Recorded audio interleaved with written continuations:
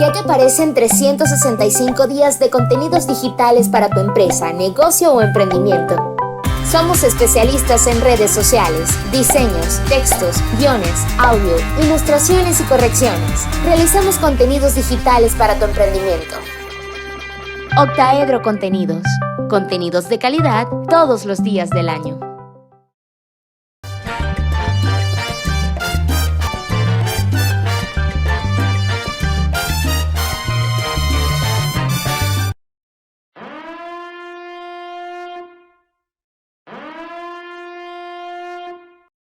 Seguimos en Fuera de Orden, crónica de la desgracia nacional e internacional por medida informativa. Gracias a todos los que siguen con nosotros, en especial a quienes suman más de 100,000 suscriptores en nuestro canal de YouTube, dándole al botón de suscribirse y activando las notificaciones para estar pendientes de nuestros nuevos contenidos. Gracias también a quienes se han unido a nuestra plataforma en Patreon para el apoyo con la suscripción mensual que puede lograr que usted se encuentre, por ejemplo, como están un buen número de suscriptores en vivo en este momento en el que estamos grabando con nuestro invitado de todos los lunes, que es Alberto Franceschi. Alberto, bienvenido. Gracias, Danilo, aquí estamos. Aquí estamos y aquí seguimos. Ahí, por supuesto, creo que lo más difícil, Alberto, ahorita, por lo menos que ha sido más difícil para mí, desde aquí de Europa, es llevarle el ritmo a esto. O sea, los acontecimientos cambian minuto a minuto. Probablemente para el momento que este programa se estrene ya haya cambiado en algo el asunto. Porque una cosa pasa en la mañana de Europa y otra cosa pasa en la noche de Europa. Para el momento en el que estamos hablando, ya se anunció que terminó la primera ronda de conversaciones entre delegados de Ucrania y delegados rusos. Conversación que se realizó en las cercanías de la frontera de Ucrania con Bielorrusia. Sí. Y ninguno de los dos hasta el momento ha dicho nada para el momento que estamos hablando. Sin embargo, nadie ha anunciado un alto el fuego ni ningún tipo de acuerdo. Y por supuesto las sanciones económicas contra Rusia se han desatado, como también se han desatado una serie de actos voluntarios, creo yo, o por lo menos sugestionados por esta ronda de sanciones de gente otrora cercana a Putin sin recato y que ahora se lo están pensando mejor y prefieren decir, no, yo no estaba ahí, yo en realidad yo lo saludaba porque él era pana, pero ya no. Entonces están como que moviéndose un poco las cosas. ¿Cómo lo estás viendo, Alberto, hasta este momento? Pues yo esperaba que tú te hicieras de un análisis de una ¿cómo se llama? De una línea de razonamiento que nos evitara discutir, porque hay cosas que son demasiado evidentes. ¿Qué podemos hacer nosotros en ese conflicto? O el análisis nuestro, ¿cuál repercusión puede tener? Si somos prisioneros y, digamos, marginales de marginales en esta discusión de los grandes del mundo. Lo primero es una protesta enardecida contra la guerra. A mí me repugnan las guerras, me subleva la idea de que haya que apoyar a un bando en una guerra, porque ya, chico, hay la tercera posición es la que sufre las consecuencias. ¿Bien? Yo sé que las guerras son producto de políticas de Estado, de opciones de imperios o de estados determinados para defender sus intereses. Los puedes considerar lícitos, muy pocos, legítimos algunos,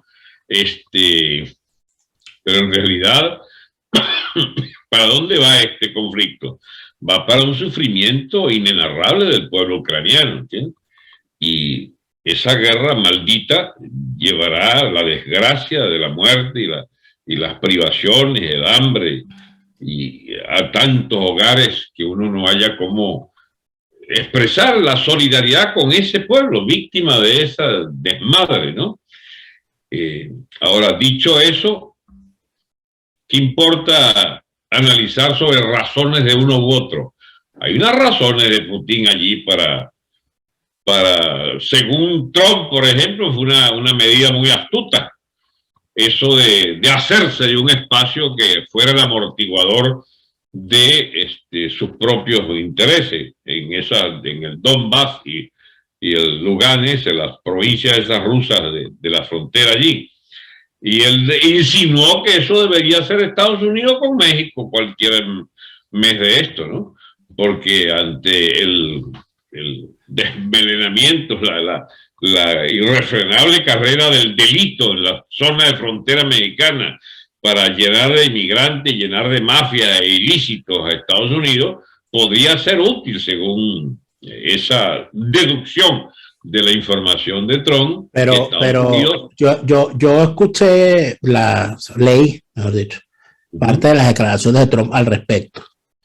Y yo no sé si Trump conoce suficientemente la historia, porque eso no fue lo que hicieron ya cuando le quitaron Texas, le quitaron Nuevo México, le quitaron California, le quitaron... No, porque eso fue, Dani, de verdad, eso fue otra época. Por supuesto que fue otra época, pero salirá...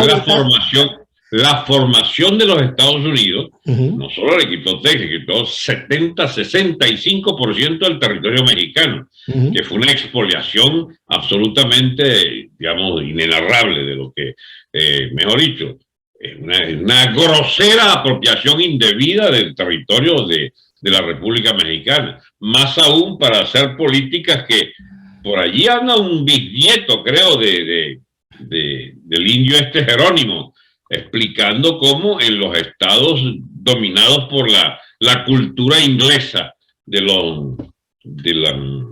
provincias iniciales, pues, allí se exterminó a los indios, mientras que en las zonas de España no hubo tal exterminio, sino que hubo, digamos, un desconocimiento de derechos. Sí, claro, pero entrando particularmente a lo que Trump ha dicho, donde halaga a lo que ha hecho Putin diciendo que es astuto, y además de eso, al mismo tiempo que dice que es astuto, dice o se atreve a decir que si él hubiese sido presidente, Putin no lo hubiera hecho pasado. Y al mismo tiempo dice que los Estados Unidos debería hacer lo mismo. Entonces uno se pregunta si aquí en algún momento a alguien le va a preocupar los principios, porque pareciera que la renuncia a los principios ha sido la principal motivación de las acciones tanto de la Unión Europea con respecto al tema Ucrania, como Rusia las hace esta invasión. Porque entonces aquí parece que no hay principios que defender. Y me llama la atención que sean precisamente agrupaciones políticas que están defendiendo principios las que están ahorita en boga. Fíjate tú lo que está pasando con Vox. Vox está defendiendo unos principios que son, bueno, inamovibles, transparentes, la unidad de España. O sea, son principios. Sí. O sea, no se puede mover. La unidad de España, la pertenencia de España a Occidente, la defensa de los valores occidentales. Esos son los principios. Vas a venir tú mañana y vas a renunciar a todo eso porque sí, a lo Groucho Marx. Me parece que la renuncia a la política con principios termina causando estas cosas. Y a mí me extraña muchísimo que Donald Trump haya sido tan torpe para caer en eso. Porque con la que le está cayendo a Putin salía a meter la mano por Putin. Pero es que, ya va, no te voy a defender a Trump, pero quisiera hacer una especie de contexto presente y futuro. Dani, yo creo que más en el caso tuyo, que puedas sobrevivir a estos tiempos más que yo, la penetración... Oye, no, espérate, déjame que te pare ahí. No sabemos, porque entre tú y yo que está en Europa soy yo. Así que de repente cae aquí en esta mesa el misil primero que la tuya. Lo siento. No, yo estoy hablando de esta vida vegetativa, expectativa de vida.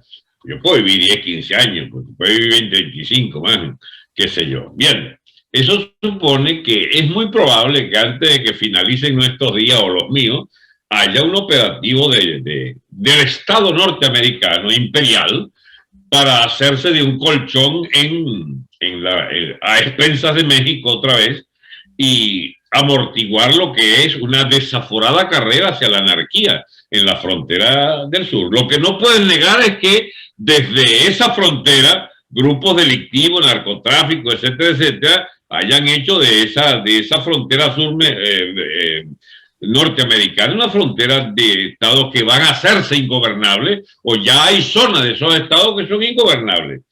Y bien, ¿tiene derecho un Estado a proporcionarse un margen de seguridad territorial adicional al de su propio territorio? Lo que ha hecho Putin es algo de otro tipo, que es que en la conformación, digamos, al azar, no te voy a decir que tuvieron o no razón, de los bolcheviques, de Lenin, para configurar esa frontera santificada por Stalin y su libro sobre las nacionalidades, etcétera, a partir del año 24, se hizo de una conformación la Unión Soviética que, bueno, respetó o fingía respetar muchas de esas nacionalidades, entre ellos la ucraniana, y repartieron una frontera que permitieron hasta cosas como aquella de Khrushchev, que le regala a su Ucrania natal, porque Khrushchev era ucraniano, le regala a su Ucrania natal la península de... Dios mío, ¿cómo se llama? De Crimea, la península de Crimea. Claro. La península de Crimea. Que ha venido Putin contra toda norma. Y la ha rescatado para su... La ha rescatado, no, la ha invadido. Y se la ha anexionado. Y se la ha amputado a Ucrania. Entonces pregunto, ¿estuvo bien regalada la provincia de Crimea que tenía 95% de población rusa? Esa no es la discusión en este momento, Alberto. La discusión en este momento... No lo es. Te explico por qué. Si esa fuese... Los rusos opinan que sí es. Bueno, los rusos pueden opinar lo que quieran, pero mira la que están metidos. Si se acepta que Ucrania, que la Crimea, Rusia se puede arrepentir de haber hecho lo que hicieron en su momento con ese territorio, dándoselo a Ucrania, tendría entonces que permitirse que Bolivia salga y se agarre el Mato Grosso que tiene Brasil, y habría que permitir que Rusia salga y le diga a los Estados Unidos, no, dame acá que es la que es mía, y así se pasarían por el forro el sagrado principio que ha permitido que existan naciones y países como el tuyo y el mío, que es el principio del Duty Possibility Juris. ¿De quién es Guayana Esequiba? La Guayana Esequiba es de Venezuela. Si tú te cargas el principio del Duty Possibility Juris, reconociendo que Rusia puede agarrarse Crimea porque le da la gana y pasar por encima de ese principio, a partir de ese momento no puedes reclamar ese equipo. Pregúntale a los guyaneses si están de acuerdo con que nosotros nos anexemos a Guyana. Nosotros no tenemos que anexarnos a Guyana porque Guyana es nuestra.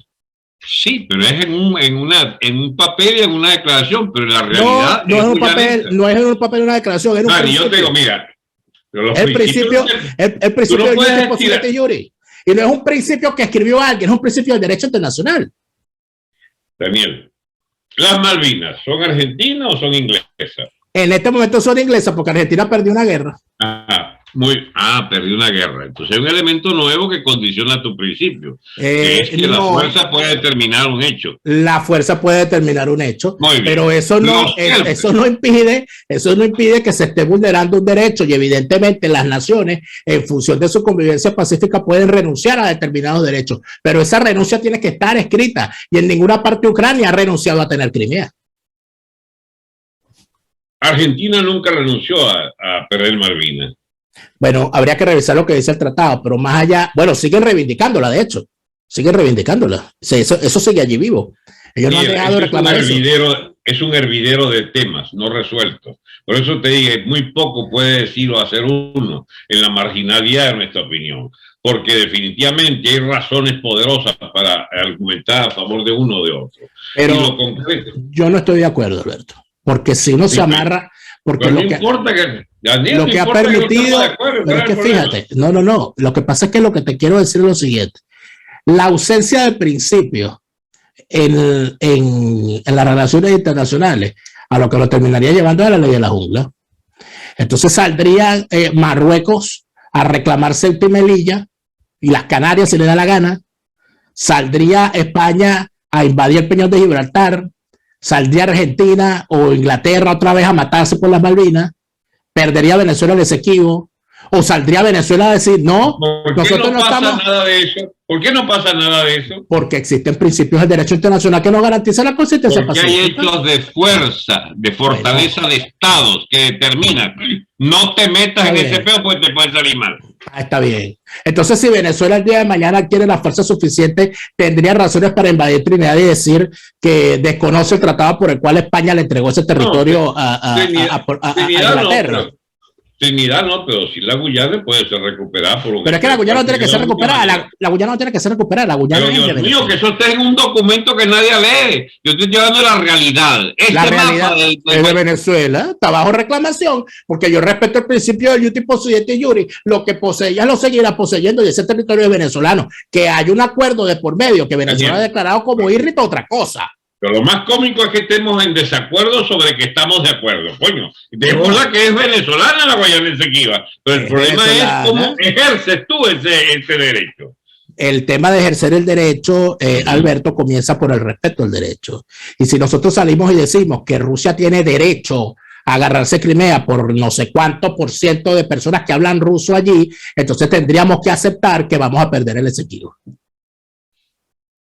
Daniel. No nos sirve. No sirve ni ese ni muchos otros criterios en ese derecho internacional famoso que es en la ley internacional lo plasmado por imperios, estados dominantes en la historia reciente. No es verdad que eso sea inalterable desde el punto de vista del principio. Eso ha estado sujeto siempre a relaciones de fuerza, Dani. De fuerza. Bueno, a relaciones de fuerza, Alberto, pero si las relaciones de fuerza se van a imponer en este momento en el mundo para establecer las relaciones entre los países, bueno, nosotros vamos a terminar cayendo en una dinámica que el mundo había superado hace ya varios siglos. Muy bien, párate un momentito. ¿Estados Unidos tenía derecho a invadir a Irak, sí o no? No. Muy bien. Primer acuerdo. No. ¿Tenía derecho Europa y la OTAN a apoyar a Estados Unidos en la invasión a Afganistán, en mantener tope en Afganistán? ¿A cuál invasión? ¿La del 2001? No, la última. La invasión que Estados Unidos hizo de Afganistán terminó siendo una operación de la OTAN. ¿Tenía derecho la OTAN a permanecer en Afganistán contra, el deseo quizás de una buena parte de la población de Afganistán? Tenían derecho a la invasión para acabar con un régimen que los había atacado. Lo que no tienen derecho a la ocupación no tenían derecho. Entonces ya has incorporado un criterio distinto a los tipos 7 y Shuri. Ha dicho que no te gustan los talibanes y que había que sacarlos de ahí. No, eso no es lo que yo he dicho. Sigo hablándote de principios. Había un casus belli. Si tú refugias en tu país a un hijo puta que te lanza unos aviones contra tu territorio, tú no puedes yo no voy a discutir sobre ¿cómo se llama? El derecho de Estados Unidos a invadir Afganistán. Pero si lo que me lo estás planteando eres tú. Si fuiste tú el que me lo tenía derecho a Estados Unidos y la OTAN a invadir, a bombardear indiscriminadamente Yugoslavia. Depende cómo se vea. ¿En cuál de los periodos? ¿En cuál de los periodos? El último, la guerra contra, ¿cómo se llama? La del 2000. En los 91, chico. No, un momento. El último fue en el año 2000, cuando sale Milosevic del 2000 fue esa, la última. En ese caso me parece que fue un ejercicio exagerado de la fuerza en contra del país. Exacto. Aunque los asistía a la razón del derecho. Ya ves, voy a hacer un curso intensivo de derecho para saber cómo se ubica uno en tu óptica internacional, que la OTAN que tiene Esos son problemas políticos. Alberto, estaba ocurriendo un genocidio a la luz de todo el mundo, a la luz de las cámaras, estaba ocurriendo un genocidio, y te reitero que a los personajes a los cuales se les bombardeó fueron juzgados y condenados por el Tribunal Internacional de la Haya por crímenes de lesa humanidad.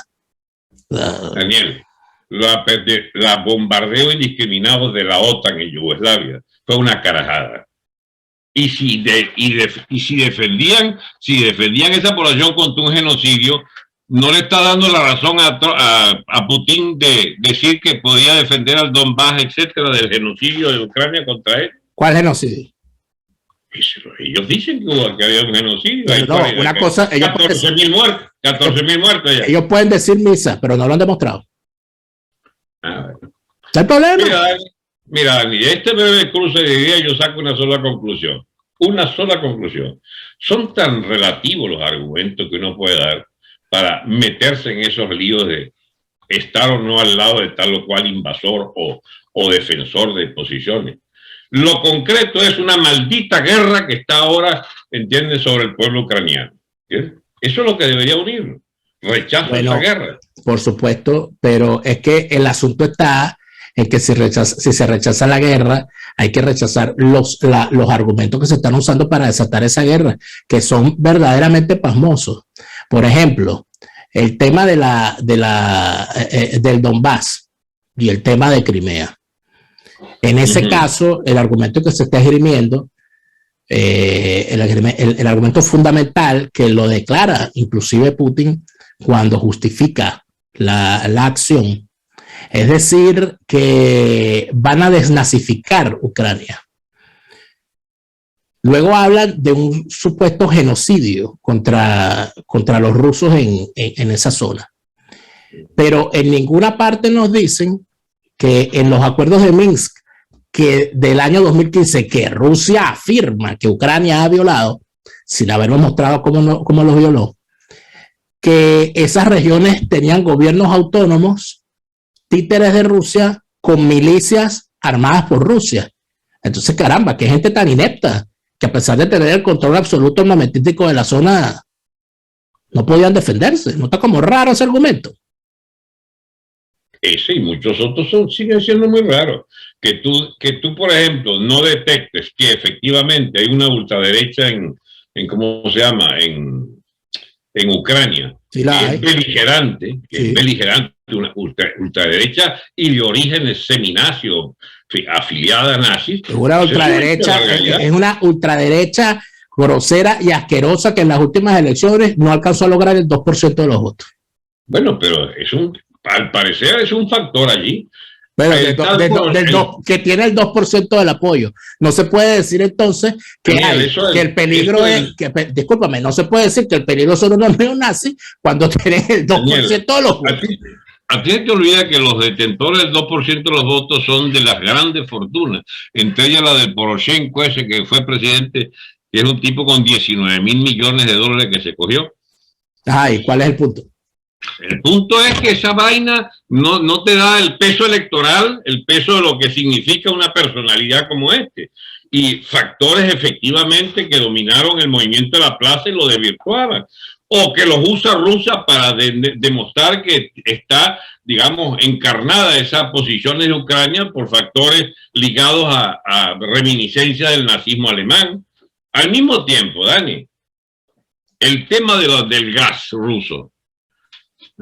Tan complaciente, ¿cómo se llama? Alemania para no meterse y no meterse y no meterse. Y ahora finalmente convencía a los carajazos por Estados Unidos que no solo se meta, sino que sea la vanguardia. No fue convencida a los carajazos por Estados Unidos, fue convencida por la opinión pública. Porque déjame decirte que en medio de ¿La opinión pública de quiénes? La opinión pública alemana. Aquí se la opinión pública de los grandes periódicos, grandes cadenas y la opinión de los consulados del resto de Europa, enemigos de Rusia también. Bueno, no lo sé, porque lo que yo vi este fin de semana fue manifestaciones de A2 y de A3 en las principales ciudades, con la bicoca mínima de más de 100.000 personas alrededor de la puerta de Brandenburgo, blandiendo las banderas de Ucrania y exigiendo una acción por parte del gobierno socialista, encabezado por un tipo que es rehén de los intereses de la empresa Gazprom de Rusia. Porque aquí ya a poca gente lo sabe y estas cosas parece que no se discuten ni siquiera en los medios.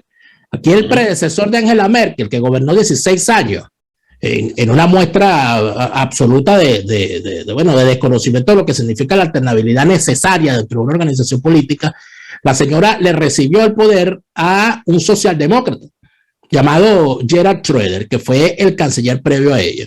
Ese señor Gerhard Schröder, el día siguiente de salir de la Cancillería alemana, fue contratado, o mejor dicho, creo que hay que reformular. El día siguiente de dejar de ocupar su cargo como canciller, empezó a ocupar el cargo, oficializó su pertenencia a la fila de la gasífera rusa. Pero la cosa es tan grosera que durante todo este tiempo, el Partido Socialdemócrata estuvo gobernando junto al partido de Angela Merkel en coalición en distintos momentos y en distintos colores, pero estuvo allí. En tal sentido, lo que queda perfectamente claro es que el gobierno recién instaurado de Olaf Scholz, que es miembro del Partido Socialdemócrata y que fue ministro de Finanzas del gobierno de Angela Merkel, lo que queda perfectamente claro es que el señor forma parte de un partido que es rehén de los intereses rusos. Eso está completa y perfectamente claro y no hace falta ni siquiera explicarlo. ¿Y no fue la Merkel la que autorizó todo ese proceso de Gazprom en Alemania? Ella fue la que autorizó la construcción, o mejor dicho, la que avaló e impulsó la construcción del gasoducto. Eran otros tiempos entonces. No eran otros tiempos, eran los mismos tiempos, porque lamentablemente Europa y el mundo, creo, tiene cerca de 10 años dedicada a la inmensa preocupación del calentamiento global, porque aquí tenemos que meternos todos vegetarianos, porque estamos matando a las vacas, porque se están acabando los montes, porque los osos polares se están muriendo por culpa de la carne que yo me como, y toda esa cantidad de vainas, y esa fue la preocupación durante todos estos años, y empezó entonces una presión, por cierto, pagada por esos lobbies rusos, financiando movimientos ecologistas, para que Europa no tuviese más remedio que empezar a abandonar todos estos temas del combustible fósil y meterse en el gas para hacerlos dependientes. Cayeron en esa trampa de las estupideces del discurso ecologista, porque pobrecitos, los osos polares se están derritiendo los casquetes, sacaron a esta niña sueca ahí a recorrer y a gritarle a los micrófonos y pusieron a los muchachitos a hacer ridiculeces en la calle, reclamando ahí siempre vamos a estar de acuerdo, ¿verdad? Por el cambio climático y terminan entonces diciendo, bueno, tenemos que dejar el carbón. Ay, ¿con qué lo sustituimos? Con el gas de Rusia. Bueno, jugada perfecta y maravillosa, pero una jugada tan perfecta y tan maravillosa que uno se pregunta a estas alturas, ¿por qué Putin es capaz de cagarse sobre esa estrategia si lo estaba logrando? ¿Qué necesidad tenía Putin de hacer esto ahorita? ¿Qué necesidad tenía Putin de echar para atrás lo que iba a ser un logro fenomenal, que era hacer dependiente por completo Europa del gas ruso? Magnífico abordaje. Ahora dime tú, continúa por favor. ¿Cuál puede ser? No sé. De verdad te lo digo, no sé. No llego allá. Ahí es donde uno devuelve la cosa a los consabidos intereses y no se va a los principios. Rusia es un imperio que ha recuperado, después de la estrepitosa caída y de desarticulación de la Unión Soviética, Rusia ha tenido 30 años para recuperar su energía interna, satisfacer problemas básicos en la alimentación, en una moneda más o menos sólida, etcétera, importaciones, exportaciones, inversiones. Rusia tiene 700.000 millones de dólares en reservas, de las cuales la mitad que está en banco de Alemania. Mira tú si tenía, ¿cómo se llama? Que esto se fue de golpe. No, te fuiste, yo te veo, aquí estás. En Alemania estaba en el grueso de esas plata del Banco Central ruso, y que, bueno, es extraño que Rusia no haya previsto, Putin no haya previsto que se lo puedan congelar como están congelados hoy. Ahora bien, lo que me interesaba, el imperio ruso vuelve a la escena mundial, incluso con voz altisonante y cada vez más agresiva, y el primero que paga el pato es ¿cómo se llama? La Ucrania, que le resistía a su zona de influencia inmediata. Ahí están alineados todos esos países de Europa Oriental que fueron parte del Imperio Soviético, si lo extendemos a Europa Oriental del Pacto de Varsovia, y una vez que le agarraste el rabo, lo envainaste y lo machacaste, viene entonces la resaca, la resaca de Rusia, que quiere volver a las fronteras anteriores al derrumbe soviético.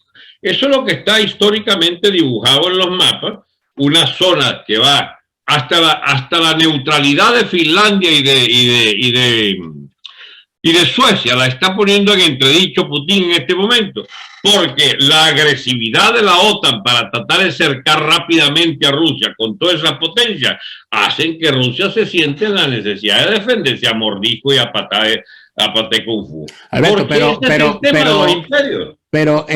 puede ser el tema de los imperios, pero la justificación que hace Rusia de que ellos están haciendo esto para defenderse porque la OTAN se los quería comer, cojea de una pata, porque en este momento estamos hablando de que... Eso no es cierto, dices tú. No estoy diciendo si es cierto o no, lo que estoy diciendo es que la argumentación cojea de una pata, y la pata de la que cojea es la siguiente. El listado de agravios criminales del señor Putin no empezaron con la invasión a Ucrania. Estamos hablando de un tipo que ha sometido a Chechenia a los peores horrores. Estamos hablando de un tipo que ha financiado que ha financiado la instalación en el poder de regímenes asquerosos como el de Nicaragua y Venezuela. Estamos hablando de un tipo que convirtió en producto de exportación las técnicas de la tortura blanca para que en Venezuela se cometieran los peores horrores. Entonces no estamos hablando de una mansa paloma a la cual yo le pueda creer que él tenía que lanzarse contra Ucrania porque la OTAN lo quería matar. Oye, por favor, ¿qué argumento tan pueril puede utilizar ese carajo en estas alturas, chicos? O sea, ya, Daniel, pero es que hay entonces ese otro aspecto. Tú no creerás que yo puedo estar de acuerdo con Putin que sea el soporte de Maduro y compañía.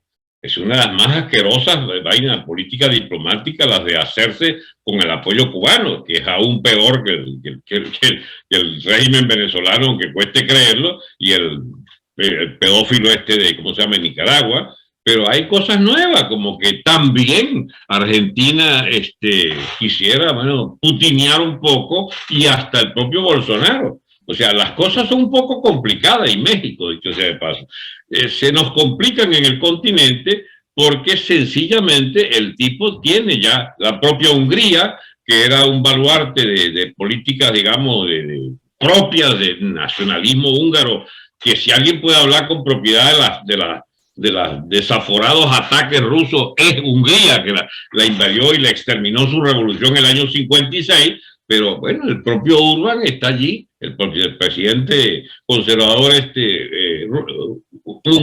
Orbán está comprendiendo razones rusas, ¿bien? Comprendiendo las razones. Pero la comprensión de las razones rusas llega hasta el momento que los tanques cruzan la frontera, Alberto. Porque ya que sí, estamos hablando, una cosa es comprender las razones y otra cosa es un tanque entrando por tu frontera. Está bien, y muchos van a tener que alinearse a partir de ese nuevo hecho. La beligerancia de Polonia, Ucrania es otro, la propia beligerancia de toda Europa al lado de Ucrania es cuestión relativamente. Escúchame, el problema ruso no era igual o peor hace un mes. Era tenebroso.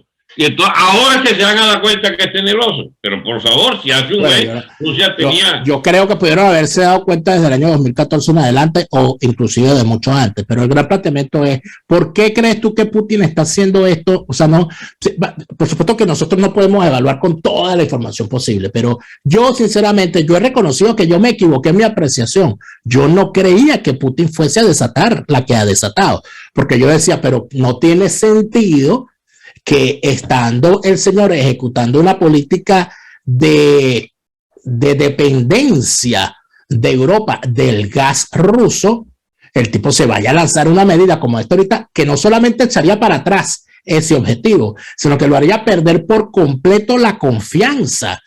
Como ha dicho el día de hoy en una entrevista Ursula von der Leyen de la presidenta, la presidenta de la Comisión Europea, quien ha dicho Putin ha perdido la confianza de Europa para siempre. Entonces, esto, ¿será que responde a alguna clave interna? ¿Será que está pasando algo dentro de Rusia que no le dejó más remedio a Putin que lanzarse esta? Porque de otra manera no se entiende. Las amenazas a Suecia y a Finlandia. O sea, eso es algo... Escúchame, es un tipo que se convierte en un ser muy peligroso, acorralado, una fiera herida, es capaz de un manotazo. Bueno, pero nadie lo había acorralado antes y se la déjame echarte una asustada. Yo no sé si es la última vez que te vean. Lo mismo digo yo. Es que lo mismo digo yo, Alberto. Que estamos hablando de cosas donde aquí en los medios se está empezando a decir, bueno, recuerde que no está de más que usted tenga el sótano de su casa perfectamente habilitado como refugio. Sótano como recuerde que no está de más que te empiecen a sacar las listas de los sitios y tal. Recuerde que, o sea, aquí no estamos hablando de cualquier cosa, pero sobre todo lo principal, vuelvo y te repito la pregunta, ¿por qué crees tú que Putin hace esto en este momento? O sea, yo no le veo lógica. Porque es un imperio que quiso sacar la cabeza y se la quieren cortar o se la cortaron, y ahora es un ser descabezado que da coñazo para todos lados. Ese es Putin. O sea, lo has acorralado. había tratado, ya tenía mi gas con Europa, ya tenía un respiro diplomático, y entonces me caes a palo de allá para acá. Bueno, ahora voy para allá, claro, como un Miura. Pero el que lo hayan caído a palo sigue siendo una cosa debatible. Lo que no es debatible es que el tipo iba a tener a Europa a sus pies si se convertían en dependientes del gas, porque una cosa que es relativa, como que si me están rodeando, no me están rodeando, etcétera, se superpone a una cosa que es objetiva. Van a comprar el gas de Rusia y van a depender de él. O sea, ¿por qué darle una patada a la mesa en condiciones que el tipo estaba ganando? Casi que esa pregunta es para hacértela a ti mismo. ¿Qué fue lo que ocasionó que el tipo resolviera arriesgar todo por la forma como él estima la crisis ucraniana como peligrosísima para ellos? Yo creo que hay una clave interna que no la sabemos. Bueno, yo tampoco la sé. Yo creo que hay una clave interna que no la sabemos. Y lo que sale son cosas del siguiente punto. Por supuesto, yo veo con escepticismo absolutamente todo lo que se está diciendo, porque el 90% de los contenidos que están saliendo sobre la crisis son propaganda. Y a mí me ladilla la propaganda. Lo que algunos analistas indican son, número uno, que nos estamos entreteniendo viendo a Putin, pero no nos hemos dado cuenta las inmensas ganancias que en medio de todo esto está obteniendo China. Hasta el punto que hay quien se atreve a decir, no, quien está financiando esa guerra es China. Hasta eso se ha llegado, ¿no? Uno. Dos, que Putin podría ser presa, Putin y su entorno más pequeño, que obviamente lo debe tener, podría estar siendo presa de lo que tú conoces, si conocemos todo lo que nos hemos acercado a estos regímenes, a las debilidades propias del inexorable tránsito vital. O sea, cuando una persona tiene tanto tiempo en el poder y tiene además ya una edad donde se prevé que no va a seguir 20 años más en el poder, es capaz de perder la perspectiva e inventarse cosas que terminan en chapuzas como esta. Y el tercer punto, el tercer argumento es que en realidad lo que está ocurriendo dentro de Rusia no dista para nada de lo que está ocurriendo en el resto del mundo, con unas clases políticas dedicadas a algo, con unas élites dedicadas a algo y una población completamente divorciada de ello, que termina causando un ensimismamiento de las clases políticas en buscarse peitos para mantener sus cuotas de poder y el funcionamiento de los sistemas que ellos mismos se han creado. ¿Será eso lo que está ocurriendo? Te pregunto. Tiene mucho que ver, mi amigo. Si no es eso, se parece. Mira, yo pero creo ¿para dónde crees tú? No vamos a hacer predicciones porque es imposible. No, pero este hombre está mal no desde ayer. Desde que yo vi que se iba a investir de presidente otro periodo más, y he hecho un recorrido como de 6 cuadras, ¿no? Una alfombra roja imparable, y carajo aplaudiendo, y por fin el tipo llega. Es el zar de Rusia, y un tipo que tenga ese jalabolismo colectivo y esa unanimidad de medios alrededor de él, y de celebrarle su autocracia. Bueno, chico, es un tipo que corre un riesgo, no puede equivocarse nunca.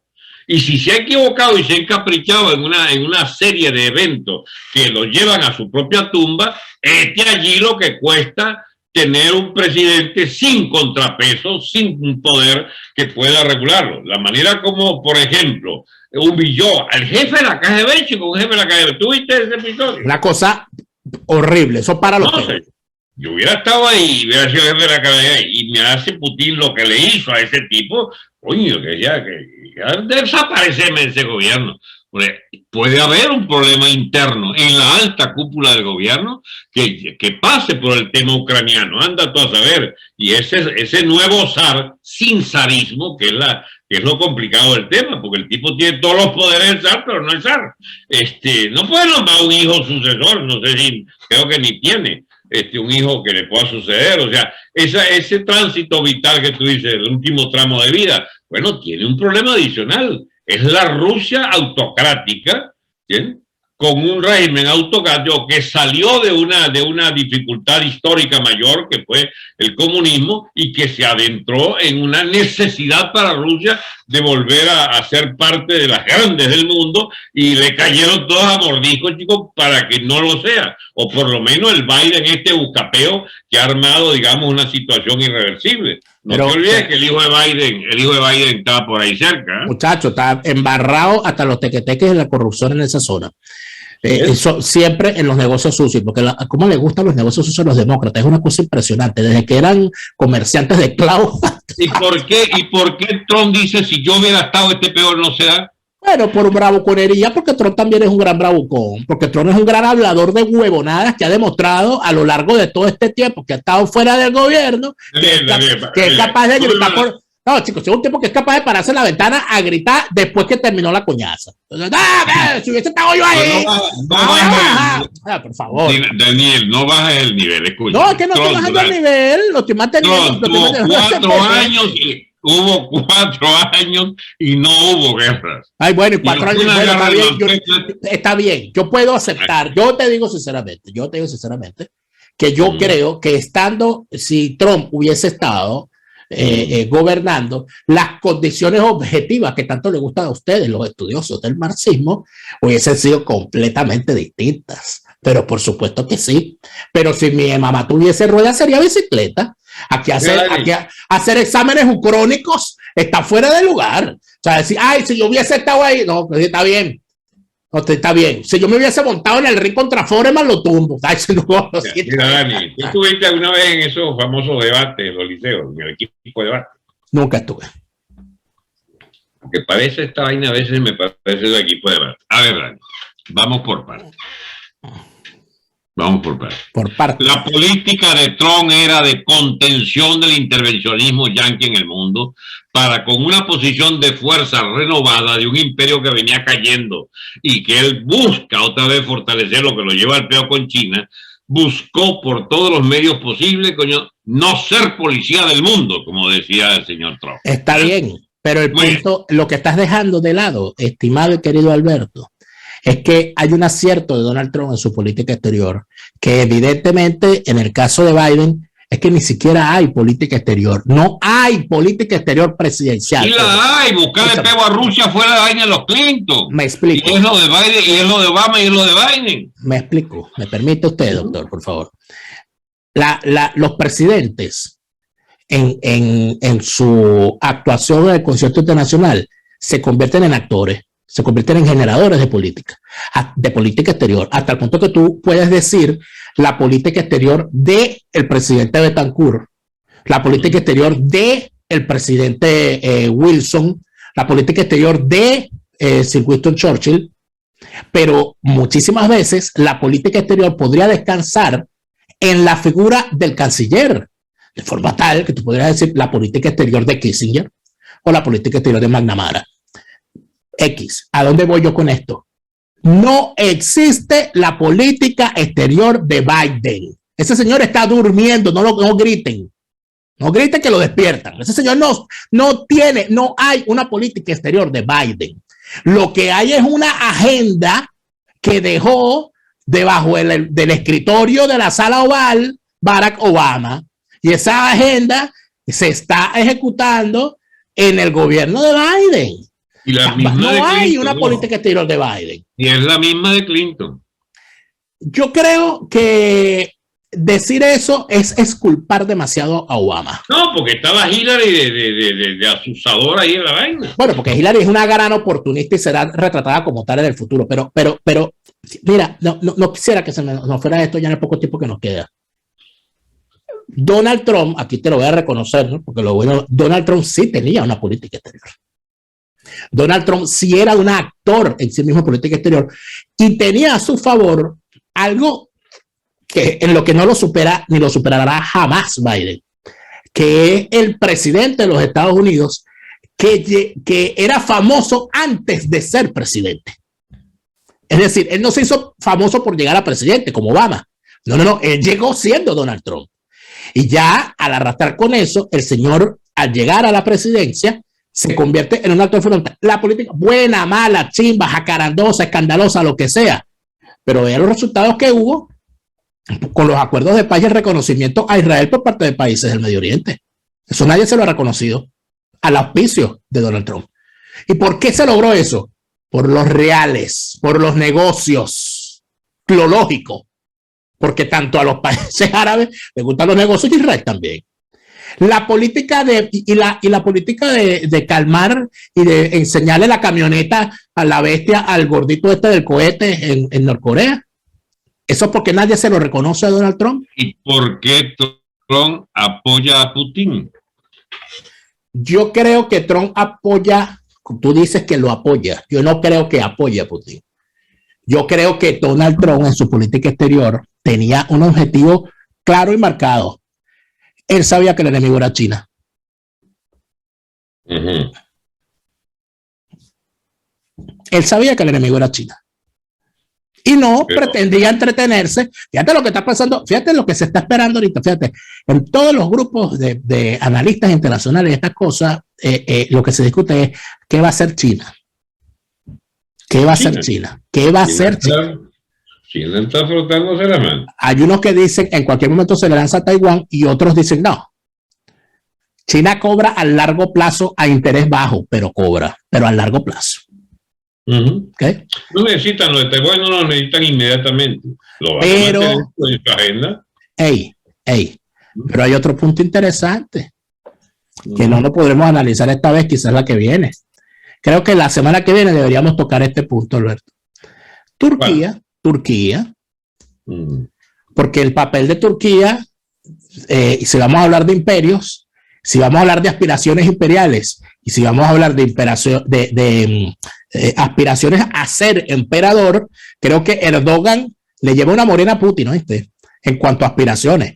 Erdogan parece que sí quiere ser bueno, en cualquier momento se pone una corona, ¿viste? Cuidado, pero para terminar, Alberto, te quería comentar. Pero no me puedes dejar con una vaina que yo quería plantear hoy. Bueno, lo puedes plantear, pero quería hacerte una pregunta. Se han hecho muchos paralelismos. Yo inclusive he caído en eso. Y entonces muchos dicen, no, bueno, Ucrania puede terminar. ¿Qué es Ucrania? ¿Es la Checoslovaquia o es la Polonia? Pero uno se pone a analizar lo que le está pasando a Putin en clave interna, y entonces lo que habría que preguntar es, ¿y no será que al final lo que le está pasando a Putin es lo mismo que le pasó a los zares en la guerra ruso-japonesa, que apostaron demasiado y terminaron perdiendo y al tiempo, bueno, perdieron hasta la cabeza? Ya, pero hay varias guerras. La guerra de Crimea es la guerra donde se derrotan los turcos y Rusia pagó con un tandal de muertos esa bendita península que después Khrushchev le regaló a Ucrania. Pero era rusa y Sebastopol es rusa. Nunca olvidéis eso. Ahora bien, Dani, actualmente. ¿Tú sabes quién fundó Odessa? Ni idea. Un español. Entonces va a salir Pedro Sánchez a reclamar la autonomía de Odessa. Ay, no seas tramposo, Dani, porque tú tramposo no. Te estoy haciendo. Tú no me puedes decir a mí que yo se lo ganaron. Yo me lo gané en una rifa que lo estaba en preescolar, pero que me lo hayas quitado en sexto grado porque no me quedaba, no quiere decir que ahorita en quinto año no te lo puedo arrebatar. La política rusa es una política de un imperio que lo fue con la URSS y dejó de serlo y quiere volver a serlo dentro del campo capitalista y compitiendo en el campo capitalista. Esa es la Rusia de Putin, no es el comunismo, es toda la plaga del nacionalismo, del ultranacionalismo que lo tiene Putin, pero no es, digamos, los alineamientos de la Guerra Fría. Esto es una vaina nueva que muchos todavía no han digerido ni han entendido. Dicho sea de paso, tú sabes un tema complicado, el de la bendita energía, ¿bien? Y España es uno de los pocos países que puede salvarse de esas dependencias. Tiene una cierta dependencia de Argelia por el gas de Argelia, pero está equilibrado el parque eléctrico, que no es el caso de Alemania, que por los tontos estos de los verdes desmantelaron, chicos, una cantidad impresionante de plantas nucleares y ahora, chicos, depende del gas ruso. Entonces, no sé cómo van a salirse de esta tronera energética en la que se han metido. En todo caso, van a tener que pagar bien caro el gas licuado norteamericano que les puede llegar a cuentagotas. Resistencia con contundencia, no más lavado de conciencias. Resistencia por la libertad, resistencia por la paz.